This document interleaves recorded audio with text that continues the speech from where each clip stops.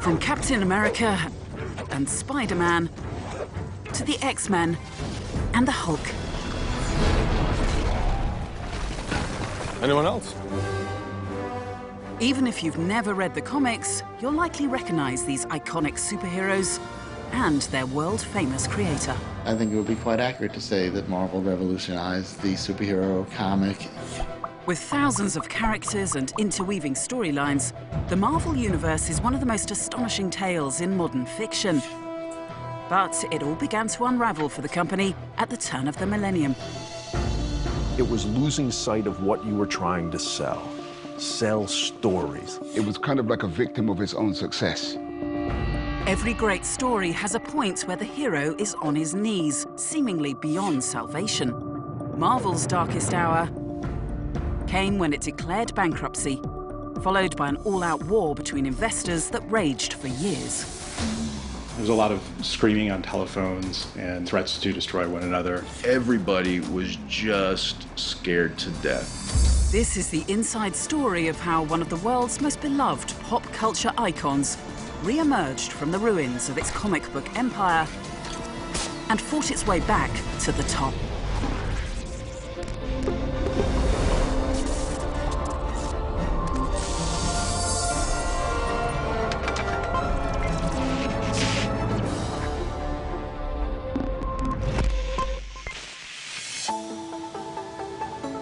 New York, home to Marvel's headquarters and to many of its superheroes. From dramatic battles at Grand Central Station to spectacular rescues on the Staten Island ferry. Part of the magic of Marvel for longtime fans like Sean Howe is that its characters are set in the real world. People that I knew from New York City, they had the feeling that they might catch a glimpse of a superhero battle, when they're on their way to the post office or something. For almost 80 years, Marvel has captivated comic fans across the globe, producing best-selling comic books, cartoons, video games, Okay, Lee, here I come! and record-breaking box office hits. Marvel has conquered the entertainment world. But rewind 3 decades earlier, and Marvel wasn't just battling comic supervillains. It was combating bankruptcy, staff defections, and tied up in a legal battle that threatened to destroy the company. Now I know what you're thinking. How did this happen? Well, it's a long story. To find out, we go back to the beginnings of the Marvel Universe.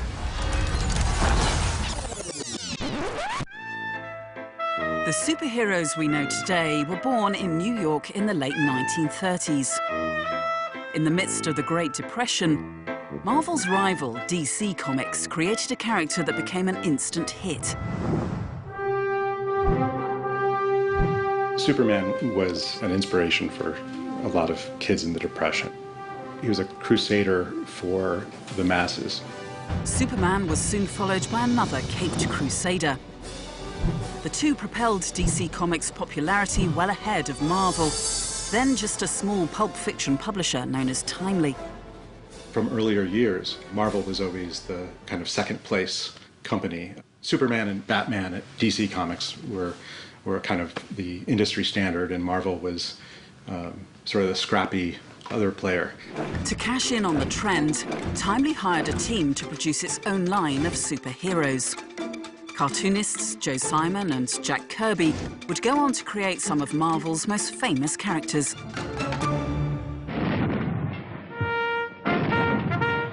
And as America entered the Second World War, the American people in their righteous might will win through to absolute... Timely's patriotic superhero,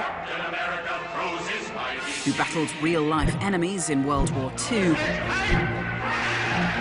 struck a chord with soldiers and their families back home.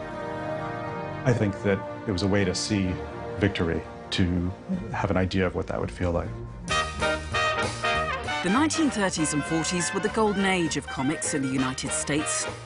And as American soldiers brought their comics overseas, they also gained popularity in Korea and Japan and helped influence the development of local manga comics.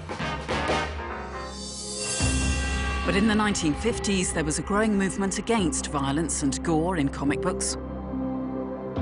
Comic books arouse in children fantasies of sadistic joy. It resulted in regulation that severely limited the kind of content publishers could print. The Comics Code ensured that you wouldn't have vampires and drugs in a comic. Everything was now just completely defanged and no fun, so comic sales plummeted. By the early 1960s, Marvel was struggling just to stay in business. The company's editor-in-chief, Stan Lee, was ready to quit. But then Marvel's old rival, DC Comics, threw together its most popular characters into a single supergroup. Their mission: to fight injustice and to serve all mankind. The Justice League became a surprise hit and inspired Stan Lee and artist Jack Kirby to create their own team of superheroes. The greatest team of superheroes the world has ever known. Fantastic Four. The first issue broke convention with all superhero archetypes of the day. Unlike the stoic and near-flawless Superman and Batman, Lee and Kirby's heroes came not just with superpowers, but with problems that readers could relate to. It was the beginning of characters having a three-dimensionality that really set Marvel apart. Danny Fingeroth edited some of Marvel's most famous superheroes for close to 2 decades. Marvel Comics gave you a depth of characterization where people could work together but not like each other, or like each other but be angry at each other, or quit the team. As far as comic books, that was fairly unprecedented. A year later, Marvel strayed even further from comic conventions. For the first time, a teenager became a superhero. Such was Marvel's impact, there's now an exhibit dedicated to its famous character in New York. Spider-Man is my favorite character now. He's very complex, and yet he's very simple. He's the most like a regular person. Peter Parker was shy and introverted, didn't have a lot of friends. Also has to work 2 or 3 extra jobs, and then has a sick relative, and yet wants to excel, and he wants to try to have a social life. I mean, it's really a very modern story, right? It's about a kid who has more responsibilities than any kid should have, especially the responsibility of being Spider-Man. Great power comes great responsibility. Spider-Man became the most popular comic book character since Superman, but Marvel's biggest innovation was just round the corner. As more superheroes emerged, they began to interact and cross over with each other's stories. This collective became known as the Marvel Universe. The narrative of the Marvel Universe is just a staggering achievement that I think is really the most complicated narrative that probably exists in history. It wasn't just a new universe that Stan Lee and his collaborators forged. In periodic updates, Stan Lee gave readers a glimpse into the inner workings of the Marvel office, featuring writers, artists, and even secretaries. So you had 2 levels of connection in every comic. You had not just the stories themselves, but you had updates of what was going on in the office, and you had a sense that you knew the people behind the stories. They were like almost surrogate family members. The team at Marvel became as popular with fans as the superheroes they created. I think Stan Lee is one of those figures without whom there might not be a comic book industry, both creatively and on a business and promotional level. He reinvented what the superhero was and could be. By the 1970s, Marvel was the #1 comic book company in the world, releasing 40 different titles every month and selling 50 million comics a year in more than 100 countries. Its superheroes even became stars on animated shows.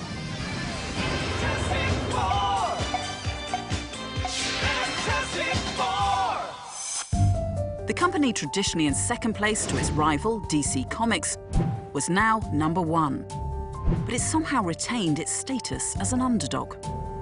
So you had DC Comics with Superman and Batman and Wonder Woman, and everybody knows those characters.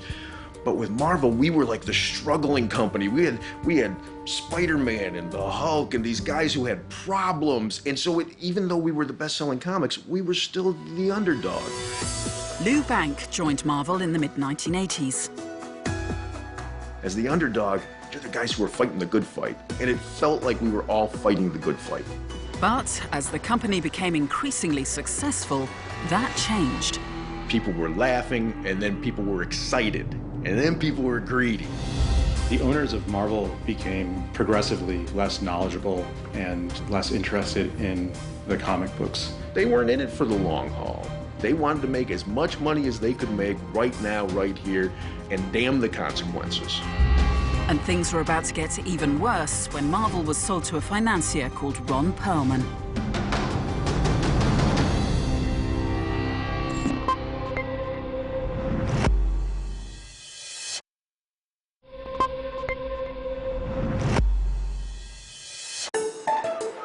By the 1980s, the comic industry was booming worldwide, with people hungry for heroes. Once considered cheap and disposable, comics had become prized items, and speculators were snapping up issues in bulk to resell them to collectors for enormous profits. The frenzy also reached Asia's shores, including the Philippines, India, and Singapore. 83-year-old Bill Teo opened his comic book store in Singapore 30 years ago. There's something special. You open the comics, the colors. It's a strange kind of feeling you get. At one time, there was only one specialist store like this in Singapore, and the lady who owned it was charging ridiculous prices. One day at cover price, and the next day it can be 3-4 times. My son and I both were comic readers, and after a year or two, we said, this is getting to be ridiculous. Then we decided to open a store. When the comic boom hit, Bill's comics sold out fast. When the speculative market was rife, comics were selling like hotcakes. I mean, the queue was around the block. Fantastic. Jerry Hines also witnessed the value of comics in Singapore surge. There were certain cases where a comic might cost, say, $5 Singapore, but within the space of 2 months, it could be worth as much as $50, and then some hundreds of dollars. In the US, vintage comics that cost $400 in the 1970s shot up to $5,000 a decade later. By the early 90s, some first-issue comics were worth $40,000 and up. To cash in, the number of specialty comic book stores surged globally from a few hundred to over 10,000. As rare and new comic books were flying off the shelves, Marvel attracted the interest of millionaire businessman Ron Perlman, who bought the company for over $80 million in 1989. Perlman would significantly change the way Marvel ran its business. Perlman was kind of a step above a conglomerate owner. He was a corporate raider. He was somebody who had no emotional connection to the comics. So, you know, this was Marvel's first real existence as kind of a piece in someone's game. I can remember Ron coming through the office during that first week, and he may not have been smoking the cigar, but he was at least chewing the cigar. He was just this short little man who looked like he owned the world, being toured through the offices by a young woman dressed as Spider-Woman in spandex. And to me, that's who Ron Perlman will always be. This guy who owns the world and can make young women dress up in spandex. Lou Bank joined Marvel 2 years before Perlman brought over the company.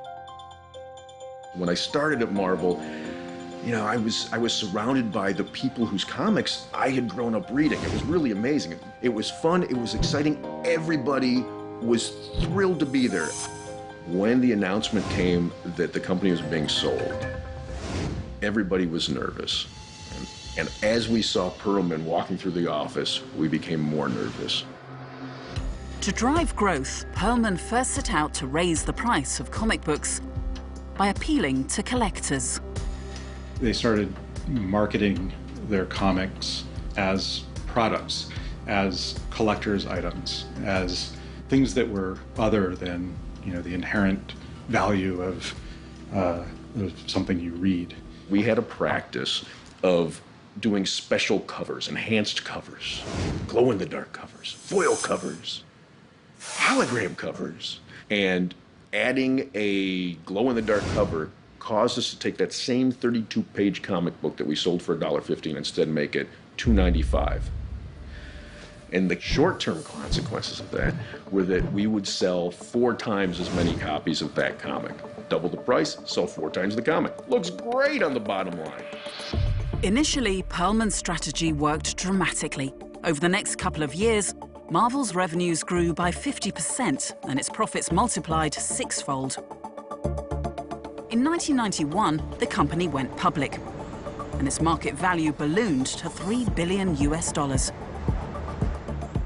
We all thought that was hilarious, because we're just a bunch of guys running around the office shooting each other with plastic guns at night. But the mood at Marvel changed significantly after the initial public offering. With shareholders now expecting bigger returns, the pressure at Marvel intensified. When Marvel goes public, that's when profits have to be up every quarter. Marvel started just increasing production at a crazy rate. In 1985, Marvel had been publishing 40 titles a month. By 1993, they'd more than doubled that number. But printing so many comics and specialty covers started to dilute the Marvel brand. These are all different gimmicks, some of them very nice gimmicks, but gimmicks are gimmicks. Eventually, they run a bit thin. But for Ron Perlman, you couldn't get enough of a good thing. I can't remember a month that we weren't the #1 publisher. That didn't satisfy the Perlman administration. When we hit 68% market share, that didn't satisfy the Perlman administration. So more enhanced covers and more titles. Perlman's marketing team also began to dictate the content of the comics. Artists and writers were told to engineer more crossover stories that featured its best-selling superheroes to display at comic book stores like this one in New York. We knew that there were people, there were ravenous Wolverine and Punisher and always Spider-Man collectors. And all you gotta do is put those characters into a low-selling comic and suddenly you sell more copies because people wanted to maintain their complete Spider-Man collection or their complete Wolverine collection. But at some point, the guy who collects every appearance of Wolverine can no longer afford to collect every appearance of Wolverine. At some point, you chase the guy away by trying to take too much of his money. The plots also figured into one another, so readers had to buy all related issues if they wanted to make sense of them. As production increased, the quality and content of the comics began to suffer. And this started to alienate the company's core audience. But if Marvel was losing readers, why was it still seeing a record number of sales every month? The problem was the distribution system. Unlike traditional newsstands, specialty comic book shops can't return unsold copies for a refund. If the issues don't sell, retailers shoulder the cost. So Marvel couldn't tell how many comics the shops were actually selling to customers. And this was about to become a big problem. Bookstore manager Jeff Ayres discovered shops that had bought a huge oversupply of comic books for speculators. I had seen in other stores that I worked at and hung at the basement long boxes of millions of books. There's Spawn #1, box 1, box 2, box 3, box 4. And it's because stores had bought so much of this manufactured tripe and told that everybody's gonna want 50 of those. And it just wasn't the case. And then, I mean, a lot of stores started hurting. When news got to Lou Bank, he went to the comic book stores to find out what was going on. When you had those conversations with comic book store owners about what they were selling and what they were sitting on, that's when they started getting very dark, and the conversation was very bleak. And it gave me the sense that something was going on here that we needed to recognize. Lou sent field representatives out to survey comic stores across the country. Their findings were shocking. Every time Marvel sold its special editions, subsequent issues saw a 20% decline in sales. Readers were getting tired of expensive and gimmicky comics that were mainly marketed to collectors and speculators. Lou sent an urgent memo to Marvel's senior management. And I'm sure I CC'd 6 million other people, showing that we were literally chasing away our long-term readers, our long-term customers, by doing these enhanced covers. And the reaction to that memo was silence. Marvel continued to publish enhanced covers and also began to include trading cards to encourage more collectors, alienating even more of their readers. Meanwhile, comic book shops, unable to cope with unsold stock, started to close down. So it just seemed absolutely absurd to me. You know, now I understand what they were doing. They weren't in it for the long haul. They wanted to make as much money as they could make right now, right here, and damn the consequences. Damn the people who suffered the results of their decision. We got what we needed out of them. We don't need them anymore. I didn't want to be a part of that strip mining. I didn't want to be a part of what I saw as the coming downfall of Marvel.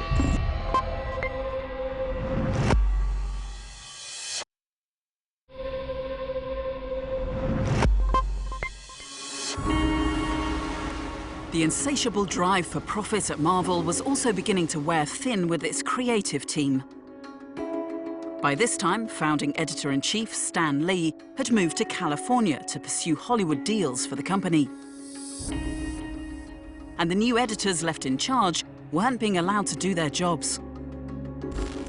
The editor's job was to set direction for the comic, and suddenly there was this marketing division that was setting direction. And the editors were not happy. They feel like they should have more say in what the stories are. At some point, that created a conflict. And certainly demoralized the people working in editorial, and that's the double-edged sword of being fans. You have this nostalgic feeling for the characters, you also know you're in a business, and that's that constant tug of war. You had all these editors slamming their heads up against the wall to make the comics that they were responsible for spike in sales. It got really sad, and there was more infighting, and people were just unhappy. They weren't having fun. And then in 1992, the inevitable happened. In a mass exodus, Marvel's top talent left to join rivals and to form their own publishing houses. By alienating writers and artists who had developed stories, who had popularized the characters, Marvel ended up setting themselves up for failure. As comic book readers followed their favorite artists to the new labels, Marvel's market share dropped from 45% to 30%. Meanwhile, their special and collectible comics had oversaturated the market.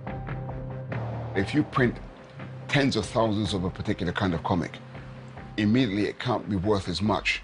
So it was kind of like a victim of its own success.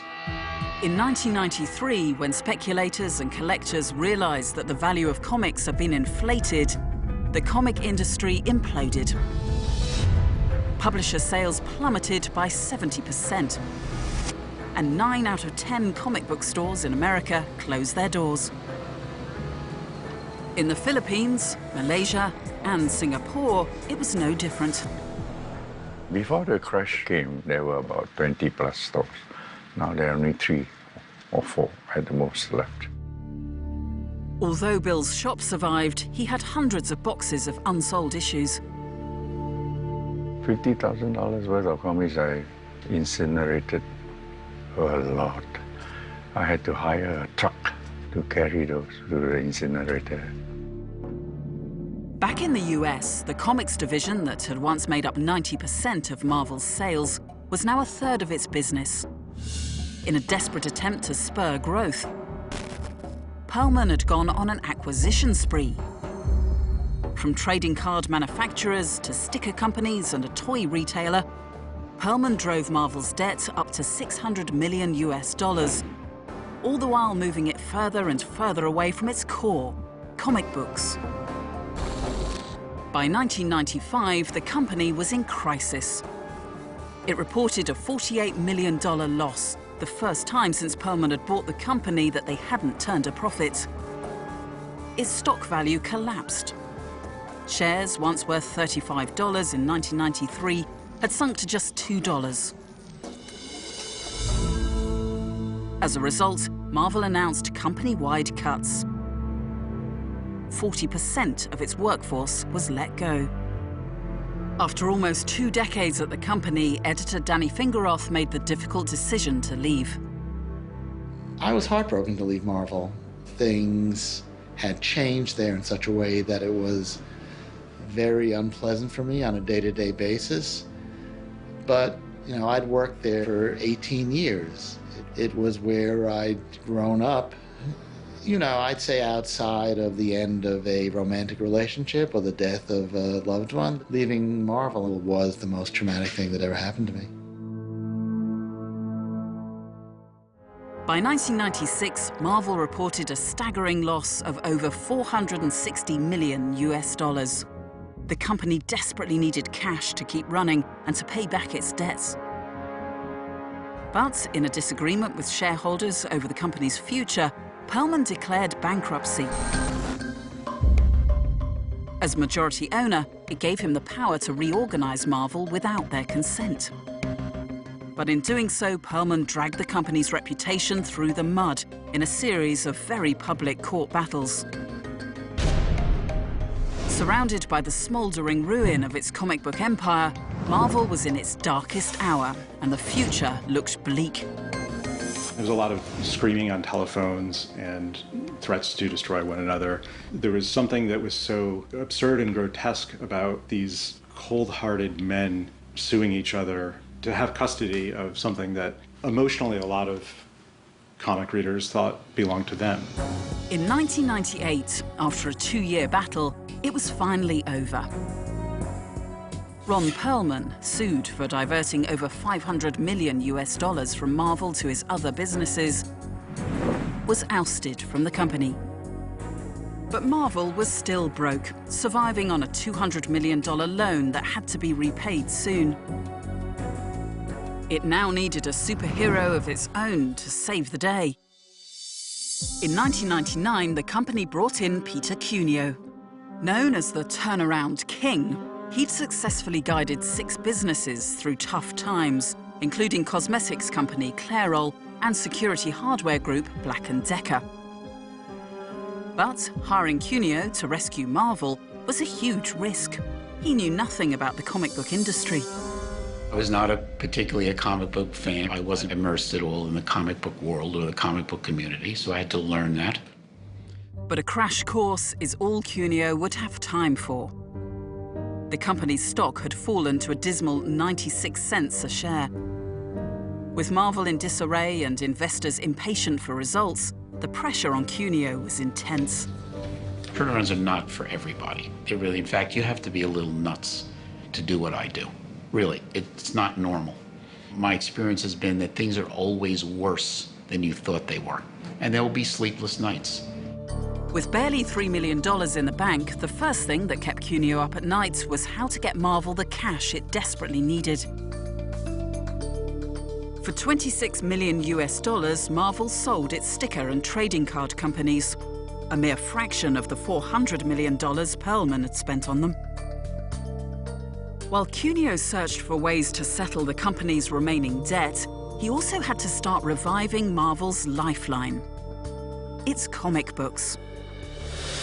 They had to get their readers back, but years of gimmicks had left their stories in a sorry state.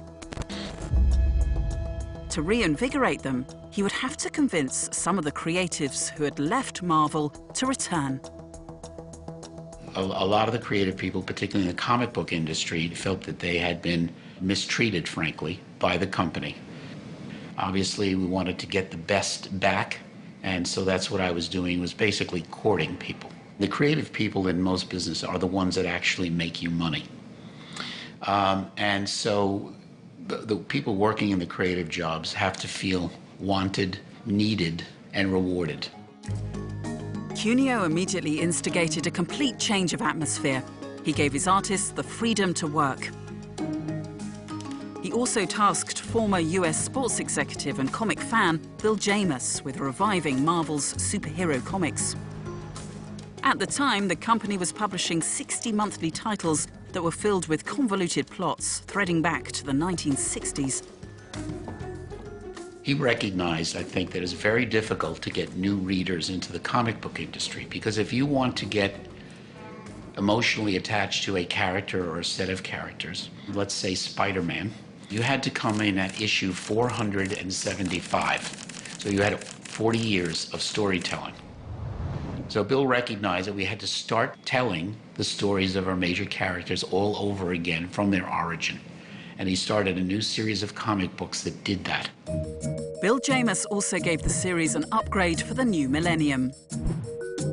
Peter Parker became a tech geek with an internship at the E-Bugle. The first issue of The Ultimate Spider-Man became an instant hit. By the early 2000s, Marvel had reclaimed its lead in the comic industry's market share. Meanwhile, Cuneo and his team had thought of another way to try and solve the company's cash problems and pay back its loans. They would focus on Marvel's most valuable asset, its unique library of comic book characters. We needed a business that would generate a lot of cash.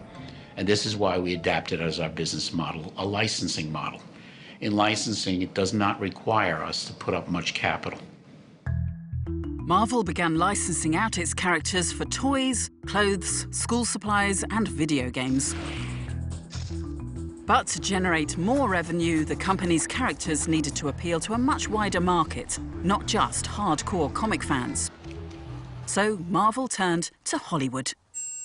Movies were just always just out of reach for Stan Lee, although he'd been trying to get them made for decades. I'm out here hoping to put these and other properties into movies and television shows. Well, Unfortunately for Marvel's famous editor-in-chief, previous licensing deals with studios had been anything but successful.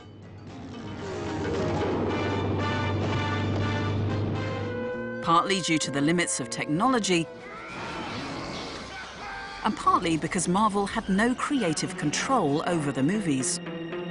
Films like Howard the Duck in 1986 You think I might find happiness in the animal kingdom, Ducky?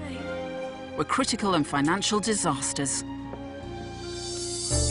Cuneo and his team decided that Marvel would from now on tightly control how their movies were made.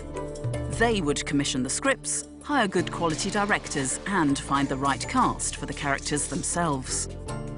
And then partner with large Hollywood studios to produce and distribute the movies. Marvel was finally moving in a new direction toward dealing in intellectual property instead of selling products.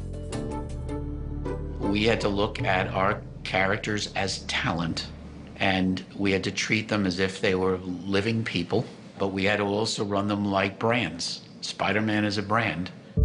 Marvel's hope was that a successful film would transform its other businesses. If someone goes to your movies, they're probably going to buy toys for their kids. Someone plays your video games, they're going to go to the movies. Kids like the toys, you're going to buy back to school products for them, and on and on and on. Ladies and gentlemen, we are now seeing the beginnings of another stage of human evolution. X-Men was released in the year 2000 to critical acclaim and grossed over $290 million worldwide. X-Men 1 proved something very important to Marvel, and I think the rest of the entertainment industry. And that is that you could have a big success financially if you made a good film, even if the general public did not know the characters. 99% never heard of the X-Men before they started seeing trailers. And we had people lining up around the block when the film was opening. Suddenly, superheroes were all the rage, and big-budget adaptations like Spider-Man, the Hulk, and Daredevil also became massive hits. After 7 years of decline, Marvel was finally able to nurse its balance sheet back to health. But the company's future was still uncertain.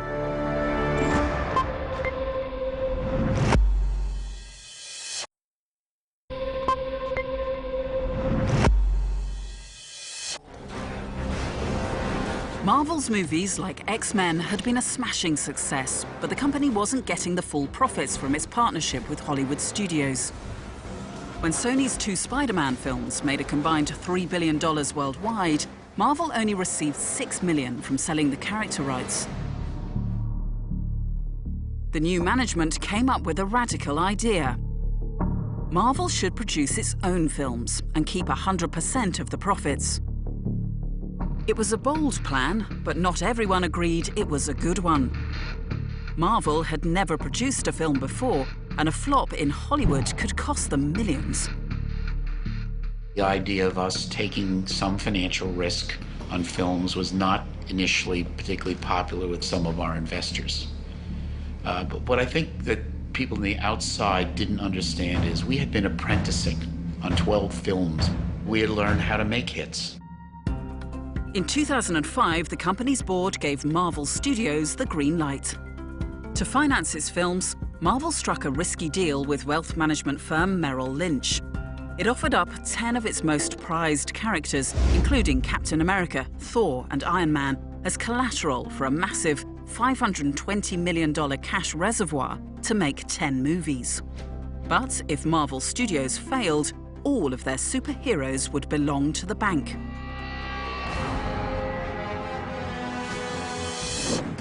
As Marvel Studios went into production for its first film, Iron Man, it decided to take an even bigger risk and break with Hollywood convention. Hollywood has a tendency, when they're worried about a film, to cast very well-known and often highly paid actors and actresses because they will, quote, guarantee the box office. We didn't believe in insurance, and we thought that the characters were so strong. The company really viewed these characters as the stars. They found their Tony Stark in Robert Downey Jr. But at the time, he was better known for his past problems with addiction rather than his acting talent. The choice was seen as a big gamble. He'd had some ups and downs in his life and his career, so there was certainly some natural questioning about, well, is this the right casting? Yeah. But the people running Marvel Studios showed the Marvel board Robert Downey Jr.'s screen test. In this audition in 2006, Robert Downey Jr. is reading for one of the first scenes in Iron Man. What do you got? What's getting you through the cold nights, huh? Don't ask, don't tell. Jimmy better go. He's on script for the first couple of minutes, and then he just goes off as Robert can do. And he, right in front of us, became Tony Stark. Done. You're still Buckingham Palace. What do we got? What, I gotta break out the psyops? There it is. There's a smile. It's okay. Yeah, so it's natural. Less muscles to smile. Seriously. Iron Man, of course, became a massive success, largely due to Downey Jr.'s unorthodox take on Tony Stark. Is it better to be feared or respected? I say, is it too much to ask for both? It ranked #1 at the box office and grossed over $580 million on a budget of $140 million. Damn. Good luck keeping up.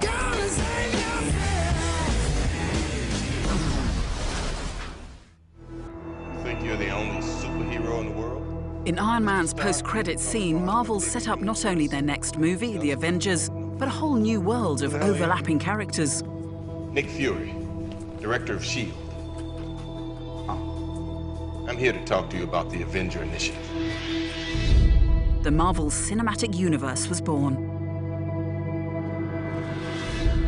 Realizing the huge potential in Marvel's library of superheroes, Disney purchased the company for $4 billion in 2009.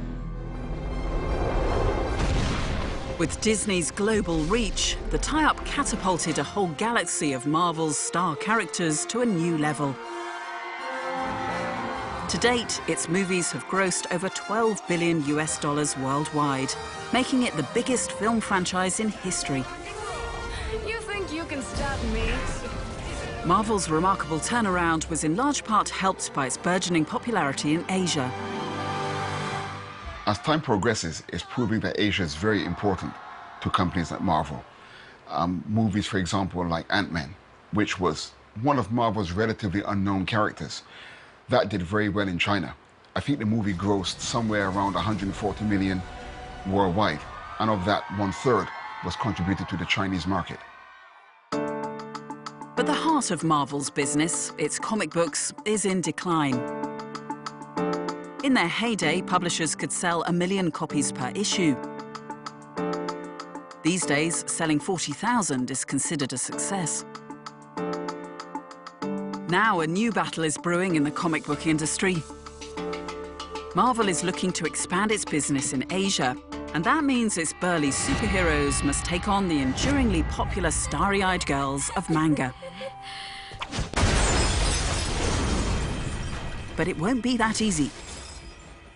Manga is a form of comics that originates from Japan. It's very different to superheroes in the fact that a lot of the characters are very young. The art style is very unique, and the story types are very different to Western comics as well. And manga, generally speaking, in Asia, is much more popular than the Western genre. Manga dominates almost every major city in the region. It has more than 50% of the market share in Taiwan and Hong Kong, while Western comics take less than 11% here.